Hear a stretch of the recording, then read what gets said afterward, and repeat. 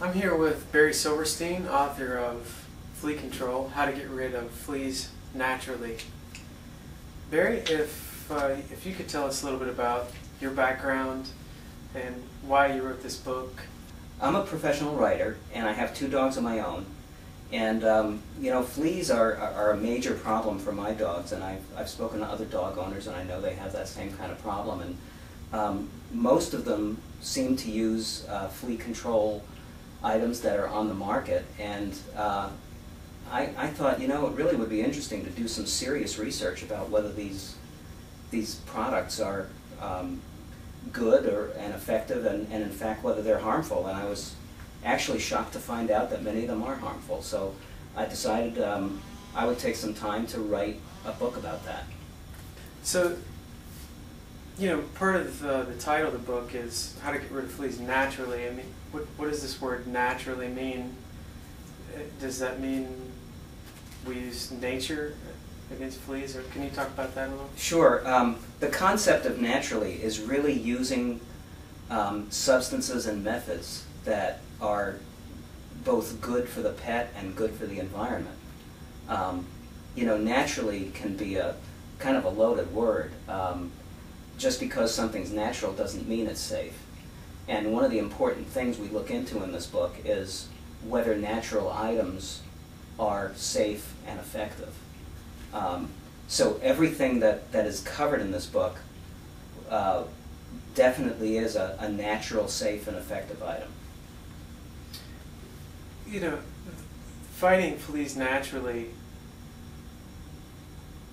can you tell me why would I want to take the time and extra time and energy to fight fleas naturally when I can just go and buy a product like Frontline or Advantix and kind of use it and forget about it? Well, that's a legitimate question. When you think about all the things in life that we encounter that we think might be safe, and we later come to find out through testing that these things are actually very harmful, you begin to realize that maybe all of what you were told about the products that we should be using on our pets is not necessarily true. The fact is that products like Frontline actually contain toxic chemicals, and those chemicals have been proven in research labs to have dangerous effects on pets. Now you would think, well, why are they on the market?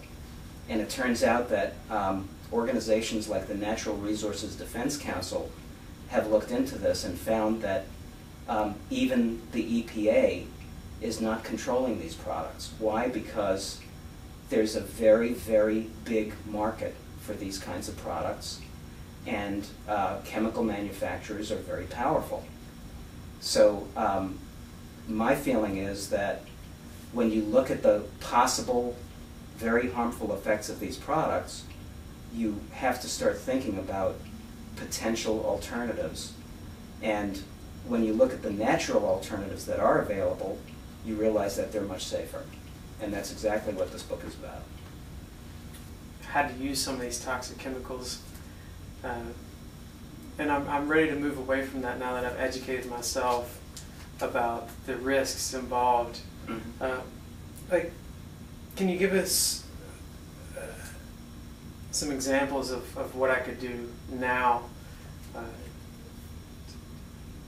to get rid of these fleas in a safer way?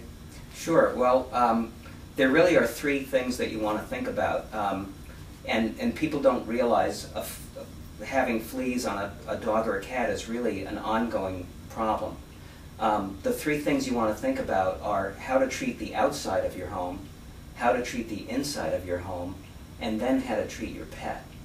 And we go into a considerable amount of detail about all 3 of those things in the book. There are very specific steps, very specific techniques, and very specific substances that you can use in all 3 of those areas.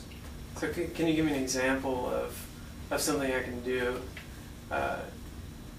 without giving away the farm here, but give me some specific steps that I could do today.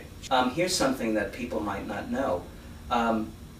In your house, when you have fleas, or you suspect you have fleas, you actually can use a very common, ordinary, everyday substance to help get rid of those fleas, and that's salt.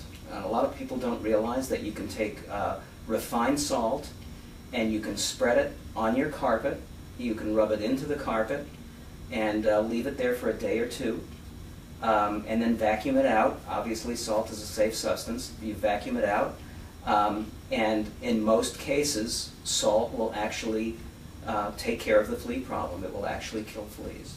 Wow. And those are the kinds of things that we really talk about in detail in this book. But that's an example of something that you could do that's extremely simple. Now, can you use salt actually on the pet? No, you wouldn't use the salt on the pet. You'd use the salt on the carpeting. On the carpet. However, there are a number of very effective natural substances, some of which are essential oils, some of which are herbs. To give you one example, it's been generally found that cedar oil is very effective when sprayed directly on a pet. Sometimes it has to be mixed with other items, and we talk about that in the book, but it can be very effective as a flea preventative. So fleas don't like cedar. They don't like cedar, and that's why you find cedar in pet beds. It's very often, in fact, cedar closets are often used to prevent fleas and moths from getting into clothes. So I'm just thinking here that it would make sense to use cedar chips as well in your landscaping Exactly. around the house. Well, I look forward to getting the book, Barry, and I thank you for coming in. It's my pleasure. Today. Thanks very much. All right, thank you. That's it with Barry Silverstein, the author of Flea Control, How to Get Rid of Fleas Naturally. You can get the book right here from this website by clicking on Buy Now, and you can check out with PayPal and download the book immediately.